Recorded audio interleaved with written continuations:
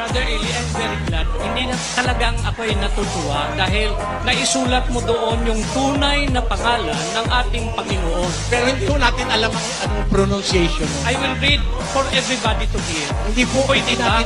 Pero kasi alam ko basahin yan eh. Yod, He, Wow, He. Ibig sabihin, Yaw, Who. Ay, hindi po. I'm sorry, Ito no? po yan. Mayroon akong Biblia rito na Hebrew eh. Meron din po. Okay. So, Ganito po. Ganito hindi po. ako, I'm not Sandali lang against po, you. sandali kapatid. Ito, kung basahin, mula sa kanan pa kaliwa. Y, H, W, H. Yod, He, Vav, He. Yan. Hindi huya-huyan eh. I'm sorry, brother. Wala hong vowels yan eh. Nobody knows how to pronounce this dahil walang vowels yan. Wala pong vowels yan, kapatid. You are... Kung natin dadagdagan, nasa Biblia, walang vowels and nobody now can boast to know which vowels were used. A, E, I, O, U. May nagpipresume yung Yahweh. Y-H-W-H. Ilagay mo. Yan. Hindi Yung yan iba, tama ang yan. ginawa nila, YHWH, nilagyan nila ito ng vowels. Nilagyan ng A, nilagyan ng E. O di naging Yahweh. Sabi ho ng iba yon Yahweh. Kung maglalagay tayo, hindi na tayo magkakasundo. Lagay mo, lagay ko. Walang kwenta yon. Let us stick to the original.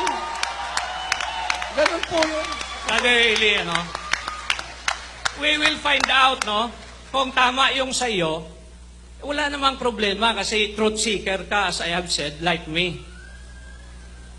Tingnan natin yung Hebrew, chapter 1, verse 4. Ano bang inilagay doon? Sana maunawaan mo yun. Hebrew 1 verse 4. Yes. The book of Hebrews. Chapter 1, verse 4. Basahin po natin. Lagay Sige, natin. basahin natin. Being made so much better than the angels, as he hath by inheritance obtained a more excellent name than they. Dapat matakot ka dyan sa inheritance. Kasi mula sa langit yan eh. Ganito po. Binigay kapatid. ng Palagay ko, angel. Hindi ako nagtatalo sa iyo. Ibig ko lang sabihin. Yung salita I hope yung dapat that akong matakot, you are implying na wala, hindi ko naintindihan yung binasa nyo eh. Sige. Ini-imply nyo, hindi ko alam yung binasa nyo. this Pero is- to tell you the truth, baka kayo ang hindi nakakaintindi sa binasa nyo. Babasahin ko sa inyo. Ilagay mo uli sa screen. Ako po ang babasa. Okay. Being made so much better than the angels, as he hath by inheritance obtained a more excellent name than they. What is that more excellent name that was obtained by Jesus Christ, more excellent than angels? Ano yun? Itutuloy mo lang. For unto which of the angels said he at any time, Thou art my son. This day have I begotten thee.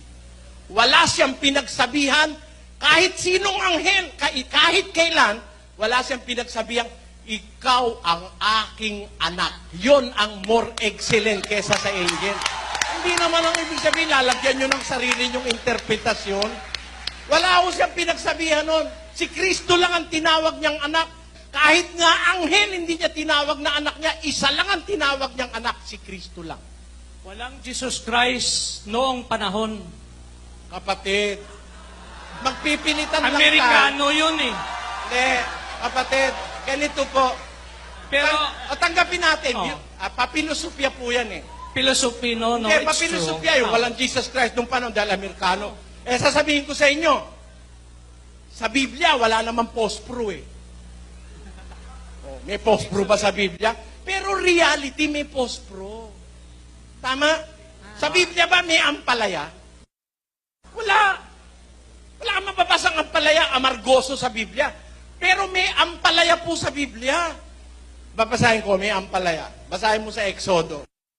At kanilang kakanin ang laman sa gabing yaon, na inihaw sa apoy at tinapay na walang lebadura, kakanin nilang kaulam ng mapapait na gulay. Ampalaya ba kasama ron? Gulay ba ang palaya? Mapait ba? O may ampalaya ba sa Biblia? Pero walang salitang ampalaya sa Biblia. Pero the reality, may ampalaya sa Biblia. Huwag natin pilosopuhin, kapatid. Walang Amerikano nun. Tama, walang Amerikano nun. Dahil ang Biblia ay sinulat sa Hebrew at saka sa Greek. Pero nung isulat ba sa Greek, meron bang Yesu Kristo? Meron. Si Pablo nga sa Greek nagsulat eh. Ang katunayan, si San Lucas, hindi marunong ng Hebrew. Ang nagsulat ng Book of Luke at ang nagsulat ng Acts of the Apostles, si San Lucas, siya po'y isang Griego. Hindi po siya Ebreo. Paano siya magsusulat sa Ebreo? Nakita nyo? Merong writers of the New Testament book na Greek ang ginamit. Tapos gusto mo palaging Ebreo. Hindi makatwiran yon. Whatever your tongue is, whatever in your tongue is the name of the Father, kung ginagamit mo sa tamang paggamit, naiintindihan ka ng Diyos, kay Latin, kay Ebreo, kay ano pa. Naiintindihan ka ng Diyos. Ganun po yun, kapatid. Wag nating lagyan ito ng vowels. Wala pong vowels yan. Strictly, yod, he, baw, he. Wala pong vowels yan. Walang nakakaalam ng pronunciation yan. Iyan ay sinulat ng kanyang kamay. Tama po, pero At walang vowels. binigay ang pangalan niya sa kay Tama po, Moses. walang vowels po. Maski walang vowels, ibig ko sabihin na he have vocalized that with Moses. Yes. Basahin natin. With Moses and not with you. To his people, yes, they know his name. Tama po yung sinasabi nyo, wala po tayong pagtatalo dyan eh. Kaya nga. Pero you have to accept the truth that nobody in our generation knows the exact pronunciation of that Hebrew word. Except his people. Wala po, wala po. He wrote that, sabi mo tama. Especially Filipinos. Ang Pilipino magsasabi sa akin, alam niya exact pronunciation. How dare you? Saan ka kukuha ng batayan? Meron ka bang tape recorded message para sabihin mong yawo? Yan ang ibig sabihin? Panluloko mo sa kapwa Pilipino yan, kapatid. Wala yan. Wala yan. How dare you? Maglabas ka ng batayan. Ang masama, nagsasalita lang walang batayan. Ako may batayan. Biblia!